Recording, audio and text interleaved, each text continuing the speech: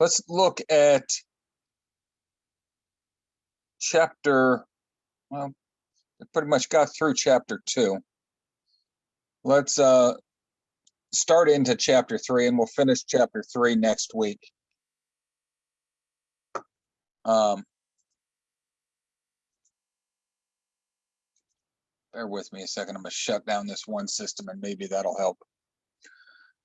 So chapter 3 is all about networks. Now, it's not just local networks, but it's networks as a whole. And when we think about networks, there are a ton of different analogies that we can use. But I like to try and put it in the context of, let's look at it like all of the communication between you and anyone else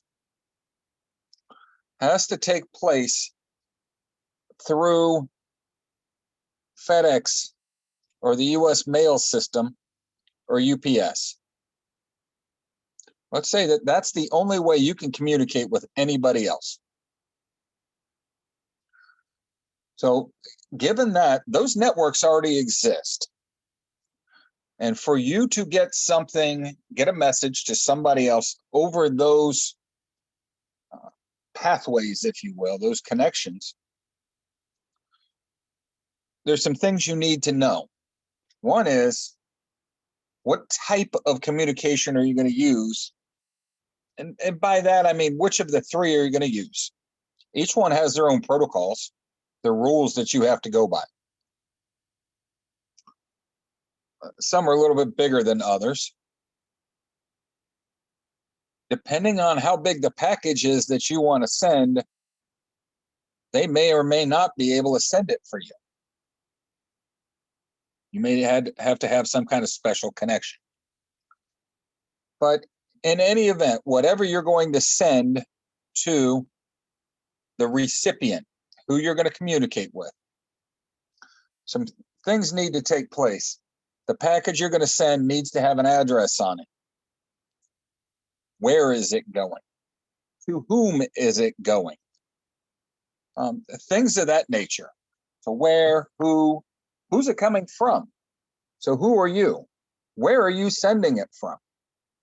That way, should the recipient want to send a message back to you or respond to whatever you've said to them, the package knows where it's going to go to. And they, in turn, do the same thing. Here's who they're sending it to, who it came from, the who's, the where's. So that's a normal practice that we're used to every day, right? You order something from Amazon, you need to tell them where they're going to send it to, who you are, or who's getting it. And that same package, by the time it gets to you, it's got another label on it that says who it came from, where it came from, and all those things. By having those things on there, there's a little bit more information that's also included, and that is some tracking information that, let's say, and this has happened to me quite a few times. It just happened to me. I'm in the process of it happening right now. I ordered some parts for a couple of spear guns that I have for diving. Two of the exact same item. They're coming from the same warehouse. They were not sent together. They were sent as two separate packages. So the first one was sent as package 1 of 2, and the other one sent as 2 of 2. 1 of 2 showed up yesterday. 2 of 2 is supposed to show up either today or tomorrow. Now, I often scratch my head and wonder, why did they do this? But it doesn't matter why. It just happens that for whatever reason, they're going to break the package up into small packages, or smaller packages, if you will. And they let you know this is 1 of 2, 2 of 2. That way, should the second one not show up, if they didn't all have the exact same thing in them, they would know what to resend. Okay, so if you had, let's say, 20 things that you ordered from Amazon, each one would be labeled differently to identify what was in it. That way, should one not show up, all right, we know which one got lost along the way and which one we have to replace. So that's something that we see in real life, that it also happens in networking. It happens in network communication. So if your computer wants to communicate with another computer, there's some things that your computer has to have, hardware-wise, as well as software. So let's look at the hardware aspect of it first. So your computer has to have a network card or a network interface card. It's called a NIC, N-I-C. Now, this network interface card allows your operating system to communicate with the cable that you've got hooked up to the computer itself. What you predominantly see would be a Cat5 cable.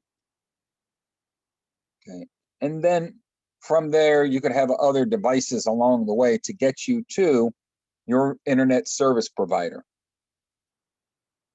And that ultimately gets you to a server somewhere.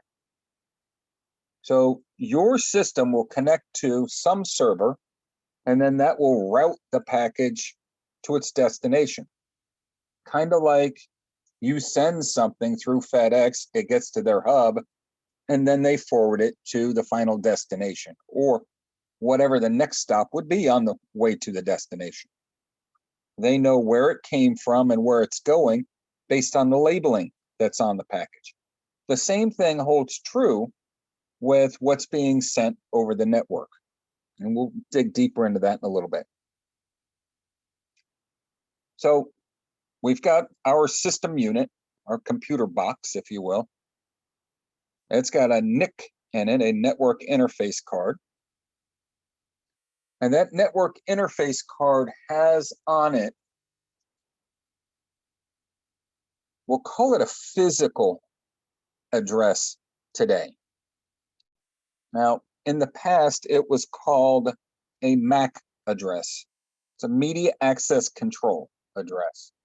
But over time, they didn't want PCs and everything associated with Apple. So they said, well, let's get rid of that MAC address and we'll call it a physical address.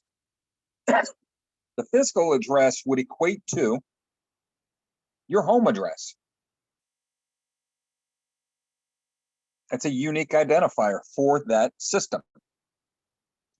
Every network interface card or every NIC, whether it's a Wi-Fi NIC or a hardwired NIC, they all have a physical address, and it's unique. Okay. Aside from the physical address, we've got something that is provided to that system, and it's called an IP address. Now, an IP address is kind of like our phone number, if you will. So you've got to have an IP address to communicate on the network. The physical address identifies where or what the machine is, the destination.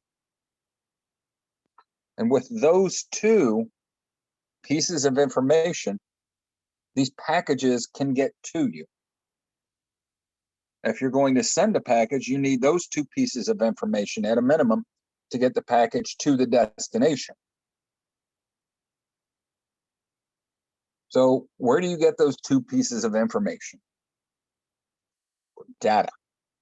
The physical address is, in a way, branded into or hard-coded into the network interface card. The manufacturer decides what it's going to be, and you don't change it. The IP address, you can manually come up with it, or you can essentially lease one from a server. It's an HTTP server, or a, excuse me, it's a network server that's going to give out IP addresses. And it's kind of like, today, your phone number, you can take it with you wherever you want. But at a point in time, not too distant history, the phone numbers actually belonged to the providers. So AT&T, T-Mobile, whoever it was you had phone service through, that was their phone number, and they just let you use it while you had service with them. As long as you paid your bill, that was your phone number.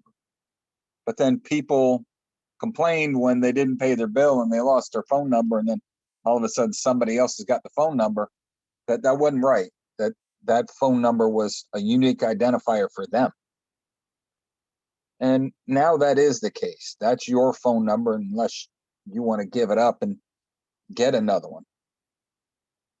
So the server, the name of the server that's giving out IP addresses is called a DHCP server. Now it's a dynamic host configuration protocol, dynamic host configuration protocol, DHCP server. And all it does is just lease out, doesn't charge anything, it leases out these IP addresses. It only has so many of them. Since it only has so many, it may give you a short duration on it. And we'll talk more about that on the hardware side on the 1150 class. But just know that you get your IP address traditionally from a DHCP server. And in most cases, that's your internet service provider or whoever you're connecting to the network on. So if you were on campus and you had your mobile device and you connected to Wi-Fi on campus, the college itself has a DHCP server, which would dole out an IP address to you. And it has a specific lease time on it or duration. And that duration, if you don't renew it, it'll expire and they give that IP address to somebody else to use.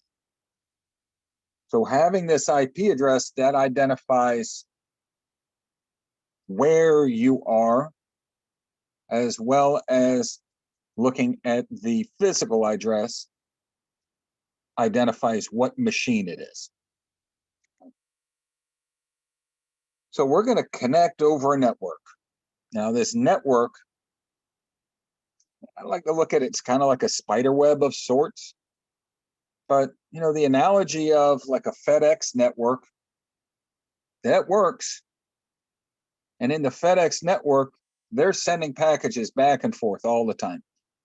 And do they always take the same path to get to the same place? No.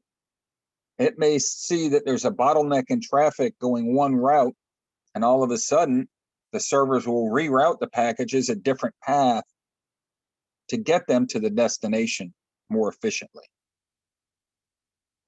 Now, the thing is, when we're talking about network connections and transferring data across the network, it's not just like 20 packages that are getting sent at once. It could be thousands of packages that are getting sent at once. It breaks, if we're sending a Word document, it breaks that Word document down into little bits. I don't want to say BITS, I'll say little pieces. All right. Each one of those pieces is packaged up in a little packet, and that is then sent over the network. And they're labeled with your physical address, your IP address, when you send it. This is packet one of however many.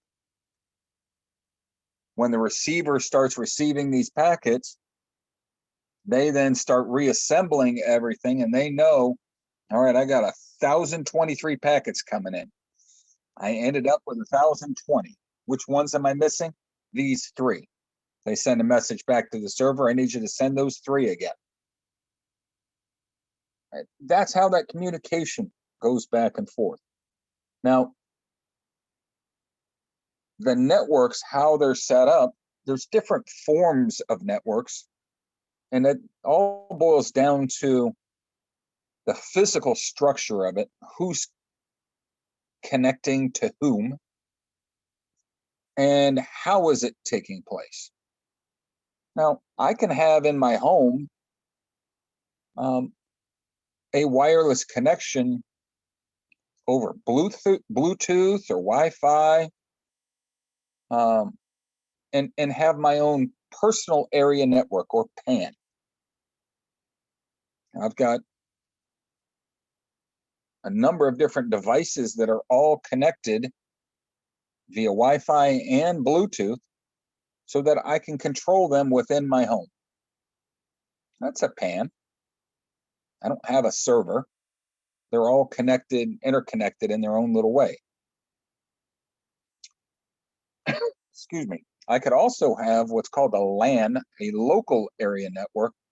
These generally have a server on them.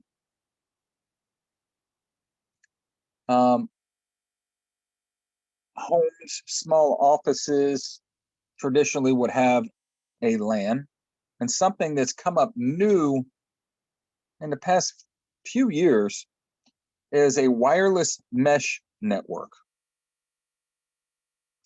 Now, a wireless mesh network differs from a LAN in that a LAN traditionally has a server somewhere. And any communication you want to have on the network goes through the server.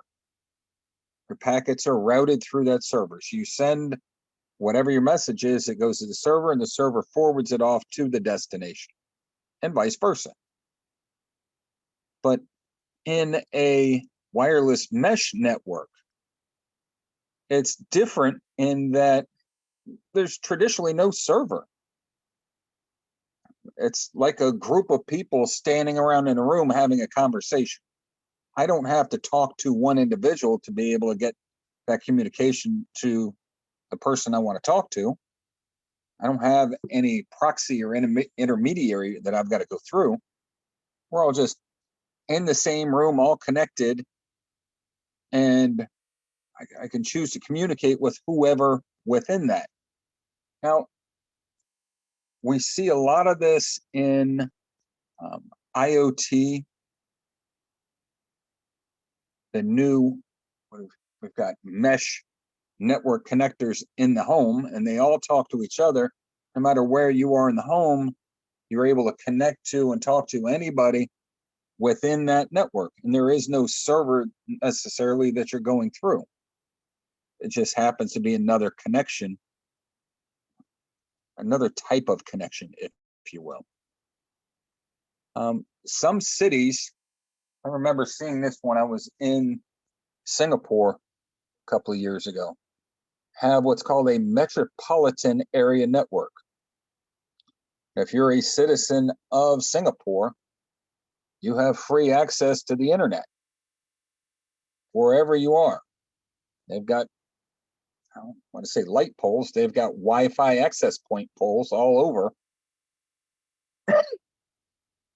And you log in using your credentials within the system. And that's a metropolitan area network. We've also got what we call a wide area network. And we see that now with like the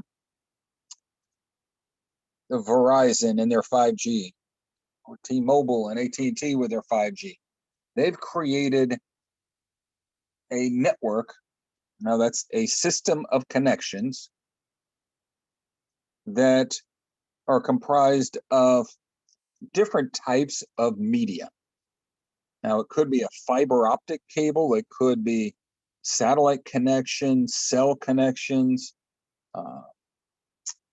coaxial cable like you would see coming out of your cable connection to connect to your cable modem, which you would hook your TV up to. There's also DSL, which is a digital subscriber line. Now, how do you know which of those that you want to connect to? How do you know if you're going to get internet service from an ISP? How do you know which one you're going to choose? Well, the things that we most likely think about is, what's it going to cost me? What's the reliability? What's the speed? And not just the speed, but the throughput. Now, if we think back to that analogy of UPS or FedEx, and that's the only way we can communicate.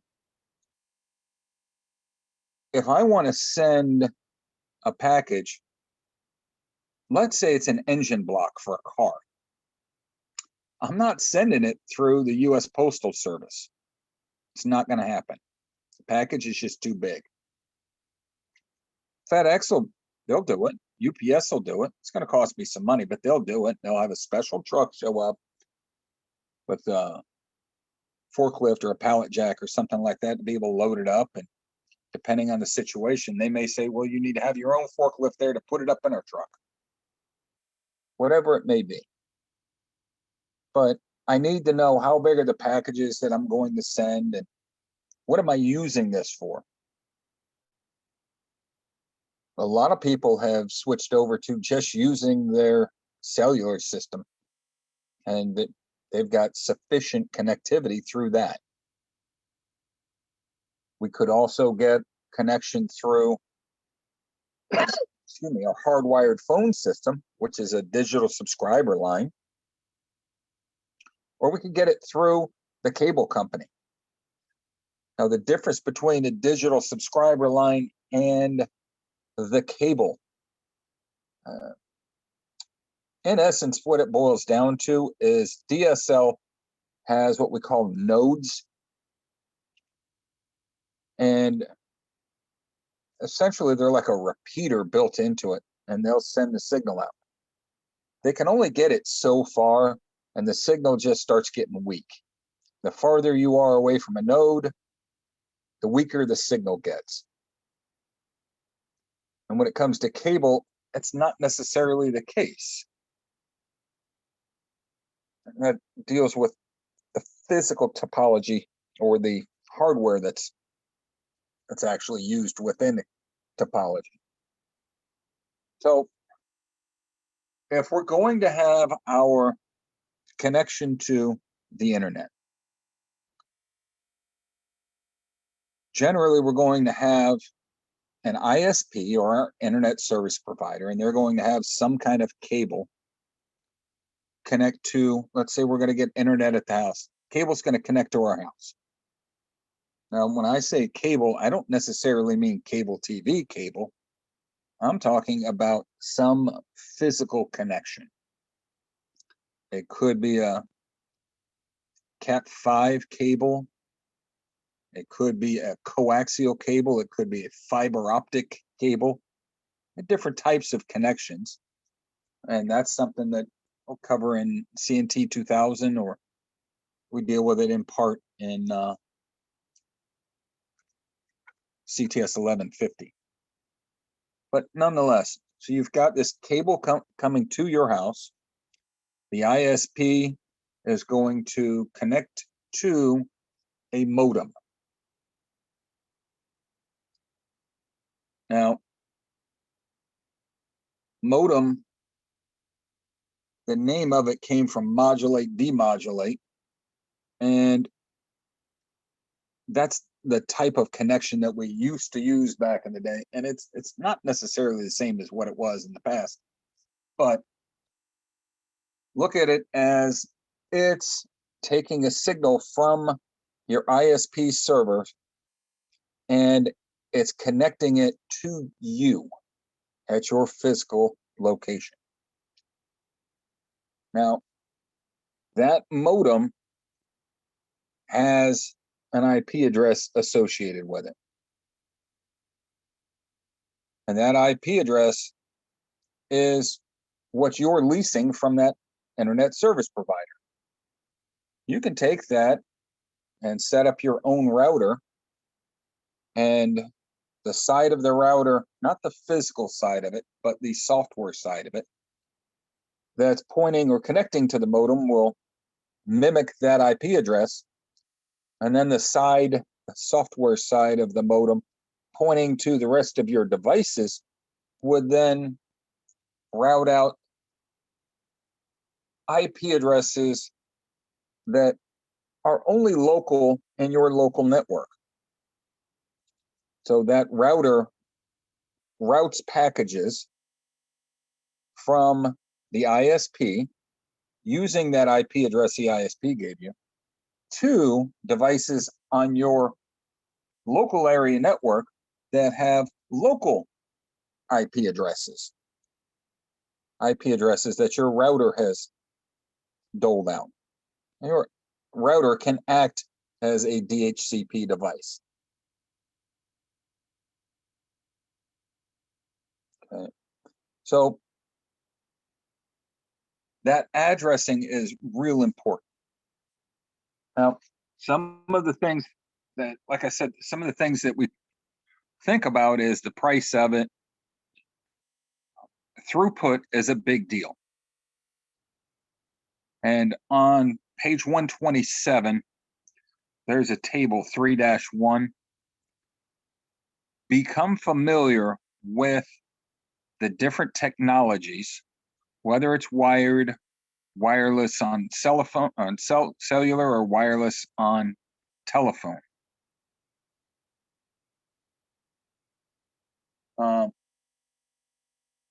Any of those, and those are primarily external connections. Any of those have a specific speed. Okay. And then we've also got speeds or throughputs on other wired internet connections and wireless or Wi-Fi. Now,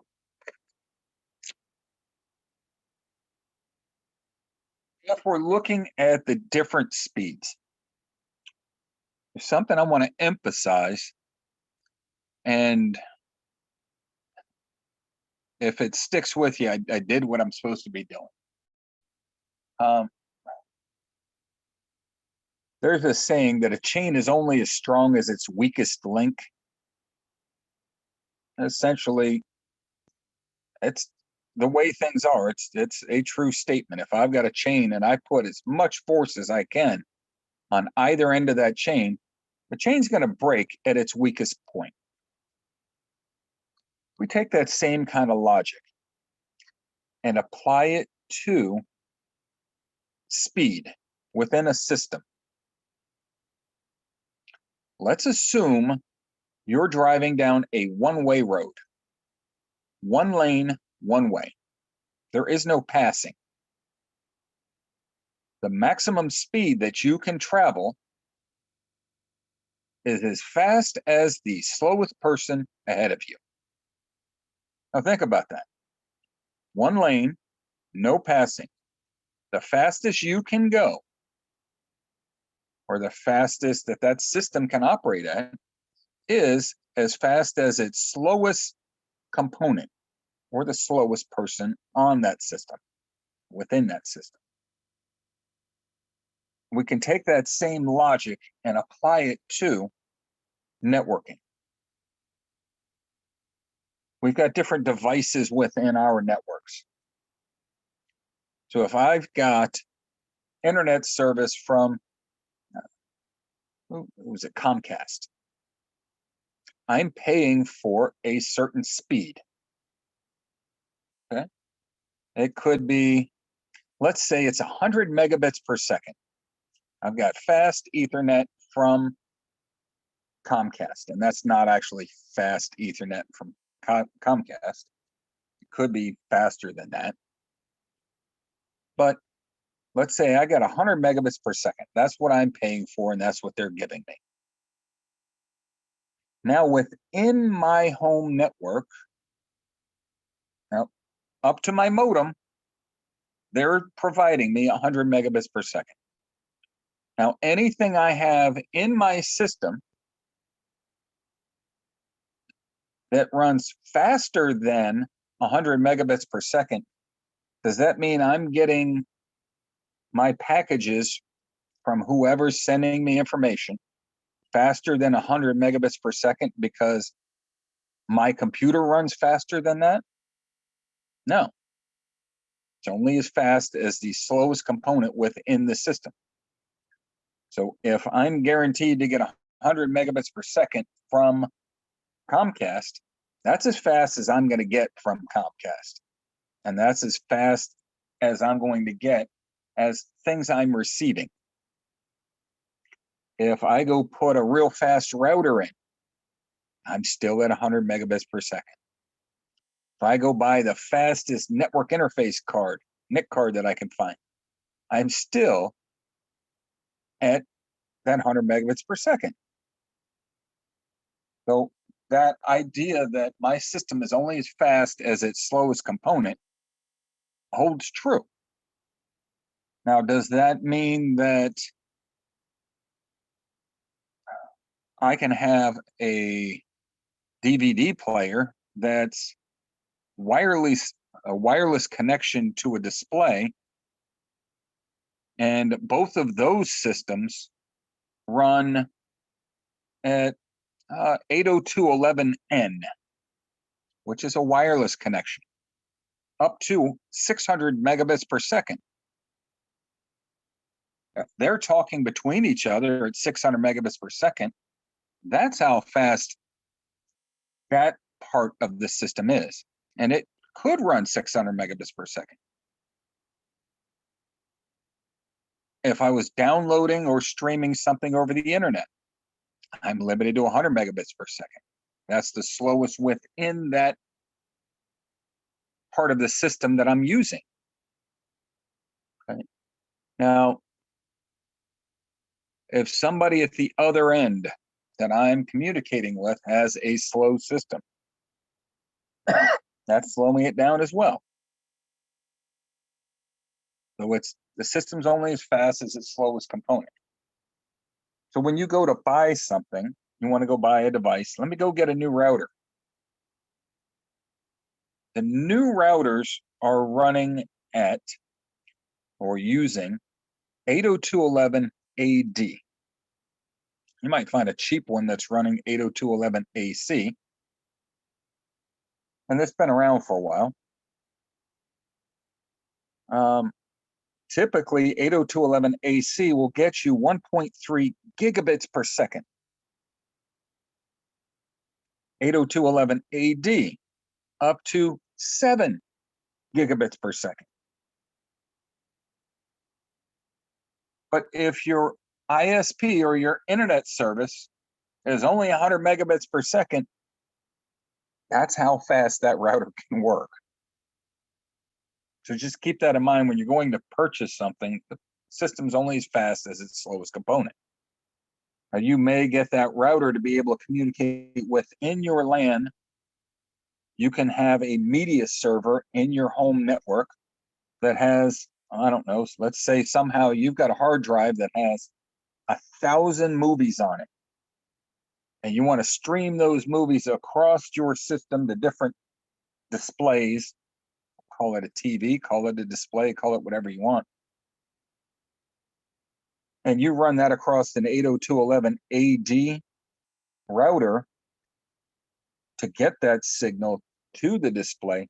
That's going to run real fast. There isn't going to be any buffering or lag like you may get if you're watching Netflix. We've probably all seen it, to where you're watching a movie and all of a sudden it pauses and you see buffering or it's reloading. Essentially what it's doing is it's getting caught up because it got behind on packages. It's trying to display more than it actually has. So it says, hang on, let me get enough packages in reserves so that I can actually build an image on the screen that'll look decent for you to see. Sometimes it'll fake moves and it'll keep throwing images up on the screen, even though it doesn't have everything that it really needs to have, because it wasn't having the fast enough throughput that it really needed to have and the image just starts to look really pixelated. At some point, they'll start buffering. That all comes back to the amount of throughput, or how fast we're getting things over the network. We briefly talked about a comparison between cable and DSL, and they talk about that a little bit on those next few chapters in the book. One of the things that we see more and more is fiber connections. Now, a fiber optic connection, we can have up to 43 terabytes per second. 43 terabytes per second. And when you go to compare that to, let's say, a Cat5 cable with 100 megabits per second, it's just, I shouldn't say terabytes, it's terabits per second. It's like the difference between a dollar bill and $1 billion. It's actually more than that in comparison, and the amount of data that can move across the fiber line. We have the ability to get fiber to our homes today, at least within Palm Beach County. Some parts of Palm Beach County, you can get fiber line to your home, and the throughput speeds are unbelievable. It's not cheap, but then again, in the scheme of things, it's not as expensive as one would think. It depends on where you're at, how many people are subscribing to it. Now, there's a concept called Moore's Law. Now, Moore worked with IBM way back in the day. And he came up with, when I say law, it's not a law like speeding or anything like that. It's his theory, and his theory is proved out time and time again. And essentially what he said decades ago was that the capacity of computing will double, and he projected a time frame. And his time frame, I think it was 4 years. It's actually happening faster than he projected. Over the last few decades, it's happening faster. So the capacity of computing is actually doubling about, I think it's about 3 years, somewhere like that. Now, what's that mean? Well, if we go back and look at that chart, table 3-1, we started out with 802, well, we started out way before 802.11.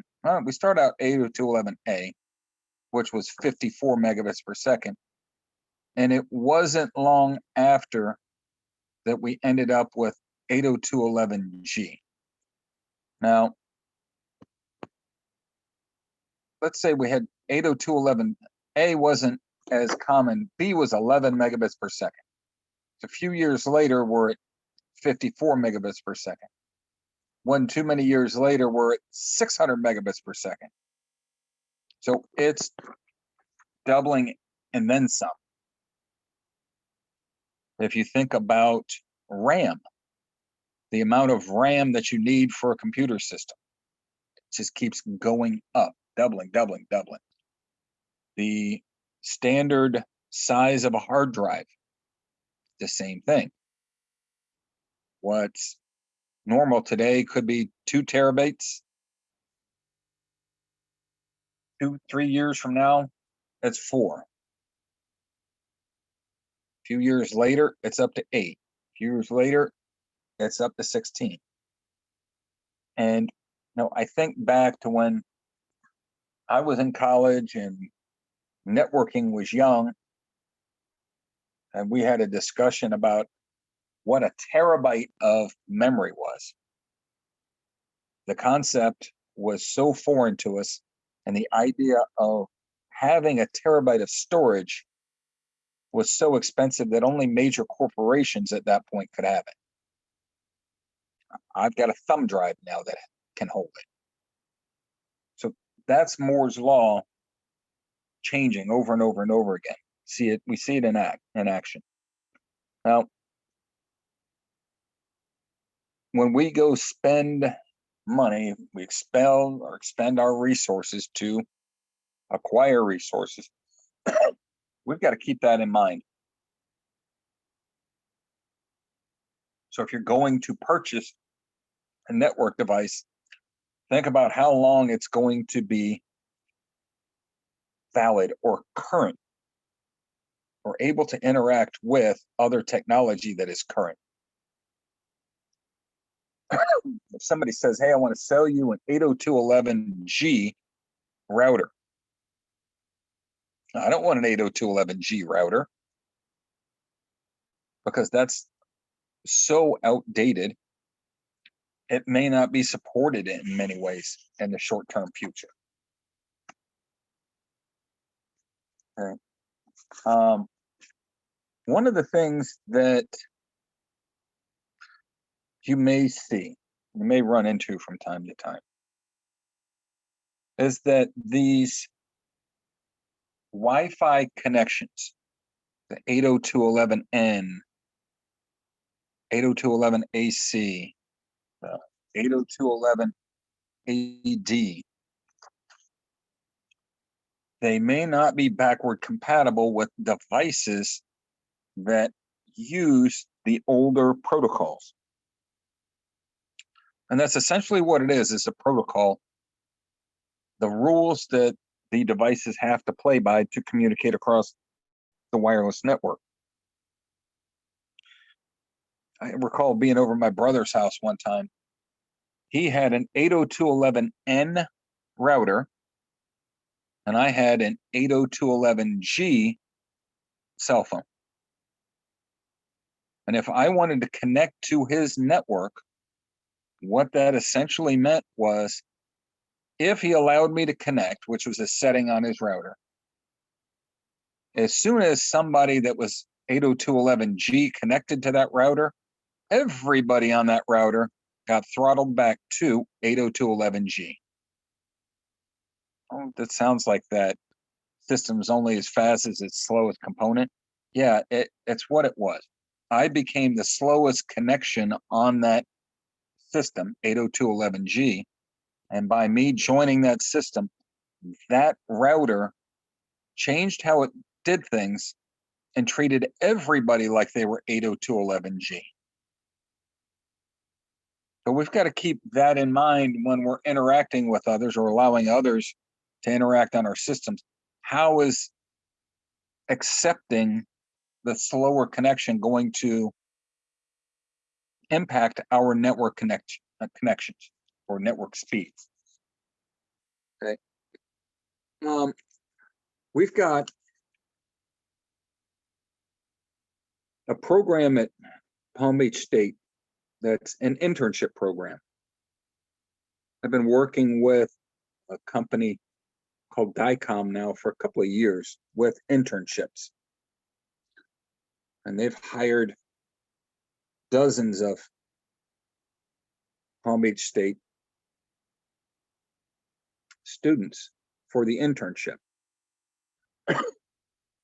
They pay a decent wage. It's a living wage for Palm Beach County, actually, and full benefits. And once the person that's on that internship,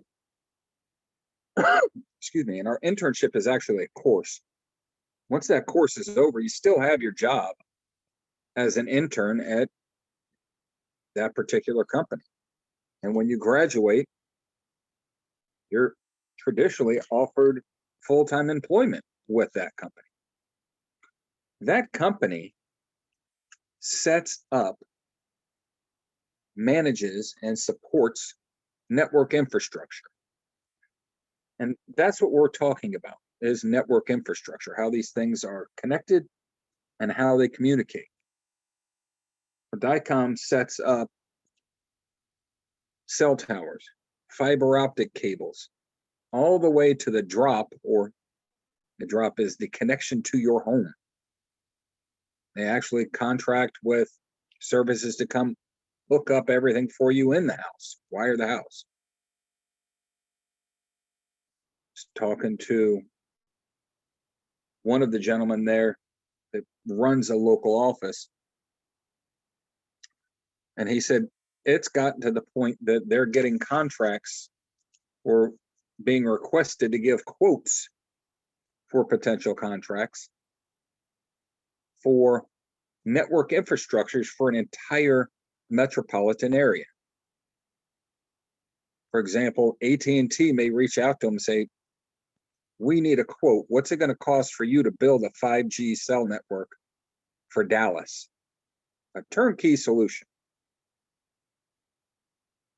And they literally go build this entire network out for these internet service providers or cell providers, whichever it may be. And sometimes, most of the times now, they handle both. Okay. So check to see how much time we got. We still got some more time. So our device, like I said, is going to connect using the network adapter or the NIC card. And a lot of the NICs are built in. They're integrated into the motherboard or built onto the motherboard. Some of them are expansions to where it's in a slot and you can pull it out, replace it. If you have an integrated or built-in network card, there are options to where you can get a USB network adapter now. And that little USB device has its own physical address. And it can connect to a wired connection or a wireless connection, depending on how it's set up, how it's built. So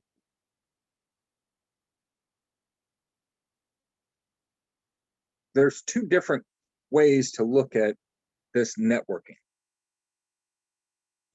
One is the software side, one's the hardware side.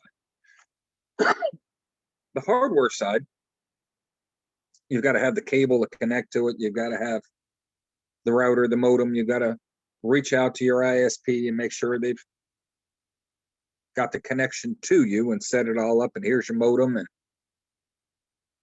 they probably give you a wire, a Cat5 cable, and say, here's your internet wire. You just connect this to your router and connect it to your computer. Well, I may want to connect more than one device. So instead of just connecting it to a computer, I'll connect it to a router. And then that router could be a wireless router or Wi-Fi access point or wireless access point that has a combination of wireless connections and hardwired connections associated with it. And once I've got that physical setup, I need to have the software configuration. I need to configure the devices to be able to talk to one another. Now, I talked about the one aspect, which was the physical address. That's built into the device that we've already, in theory, purchased. We've already got our laptop or our desktop.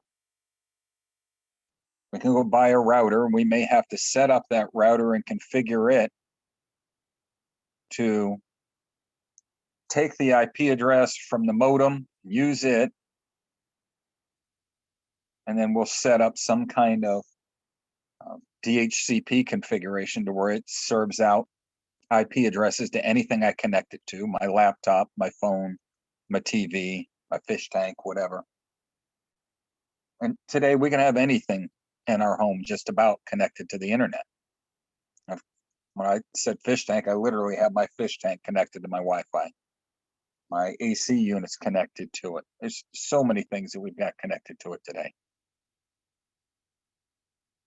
And if I only have one IP address from my ISP, then I need some kind of router to break up that connection, to be able to have multiple devices on that network.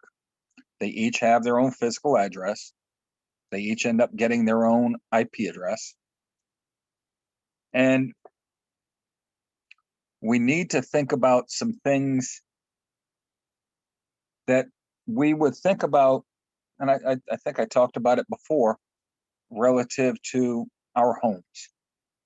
So I like to look at my computer system like my home in a way. And I only allow people to come in my home that I know, or while I'm standing there watching them. Because I've got too much going on, too much that I've worked very hard to acquire and take care of, that I don't want somebody walking in and just walking off with whatever I've worked hard for. So I want to protect it in some way. And the same thing will hold true with our communication on our network. I don't want somebody getting into my network.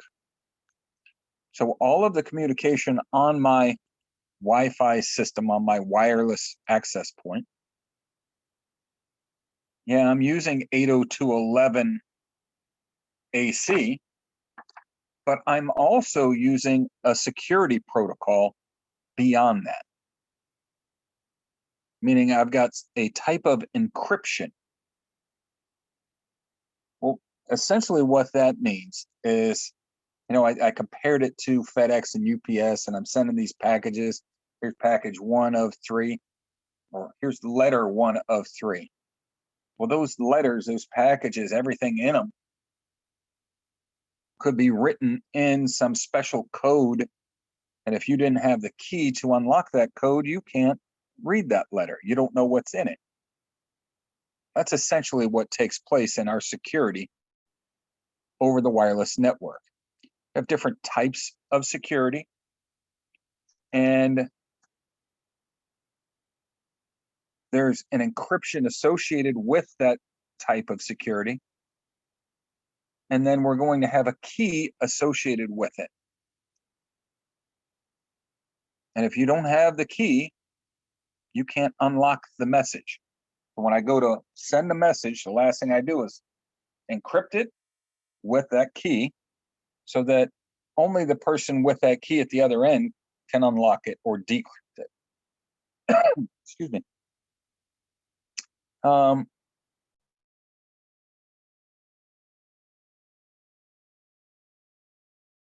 Concept called a VPN, or a virtual private network. And essentially what it means is we create a secure tunnel between us and the recipient. I kind of like to look at it as we don't see them so much anymore. It's like they're going away. Remember going through a drive-through at a bank and you would send things back and forth across that tube? You put it in the little container, put that container in the tube, and you send it into the drive-through teller. They do whatever, and then they'd send you back your paperwork or send you your money, whatever the case may be. But you're sending packages back and forth in those little tubes. What's the likelihood of somebody accessing that tube from outside? It's not very likely because it's encased in something. Well, we create a software version of that in a virtual private network. So I can connect between two devices over the network, and it's essentially called a virtual tunnel, like a tube between the two connections. And by setting that up, we create the connection and everything goes through that virtual tunnel. The packets all get in that virtual tube, in theory, nobody can get at them because of the encryptions and everything else associated with it. It's a great way for us to have communication back and forth with, let's say, work or the office, so that those resources at work are still private and safe, but we can access them from home. There's times that I connect remotely to the college through a VPN, and those things that they don't want people getting access to except for a finite group of employees, we have to set up something like that to protect that connection. So as it stands, if we don't have that VPN tunnel, when we're sending things across the network, the packages are visible to anybody along the side, kind of like you're standing on the side of the highway. If the cars or the packages going down the road, anybody sitting there watching can see that car go by, and they can see what's in it. If it's encrypted, it makes them a little tougher to see or be able to access what's in it. The level of encryption makes it even tougher, but that's more work encrypting and decrypting on either end. And that takes software and computing power. So sometimes people are adverse to using the higher end or stricter types of encryption.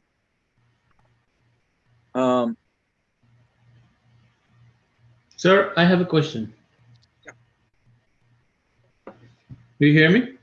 Yes, I can. Not Yes, I the can. topic, not about the topic. I have a question about the discussion. I see like there's a lot of questions on the discussion, but do we have to like the answer all of them, or just we can pick one of them and answer within 100 Just pick words? one. Pick one. You can Okay, pick any one. got it. And can you just like give us like the short brief about the project one and reflect?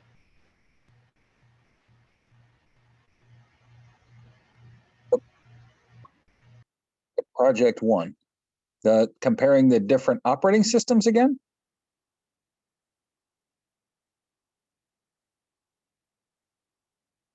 Is that what you're talking about? Yeah, like which will be the right way to do it, like the project one, because it has like the 12th September to is the due date for us. Correct. Yeah, we discussed I that in think, the last couple of meetings. What is it that you're having a problem with it? I mean, like which way I can do it, like I can submit it. That's what I wanted to know. How to submit it? Yep. There's the form that when you click on that link, it'll take you there, and in the directions, there's a form to fill out. And then you literally, once your file is saved, you can drag and drop your file to the Dropbox in Canvas. And that's the submission.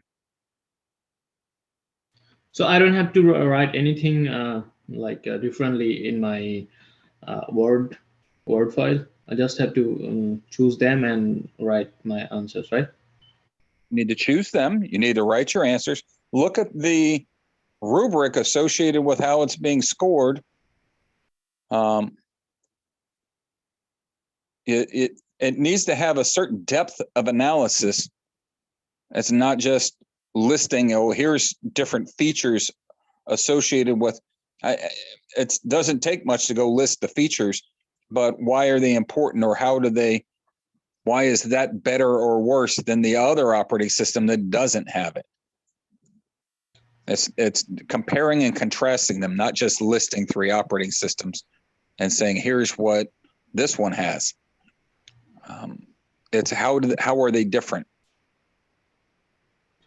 Got it. An example would be Linux and Windows 10. Linux is freeware.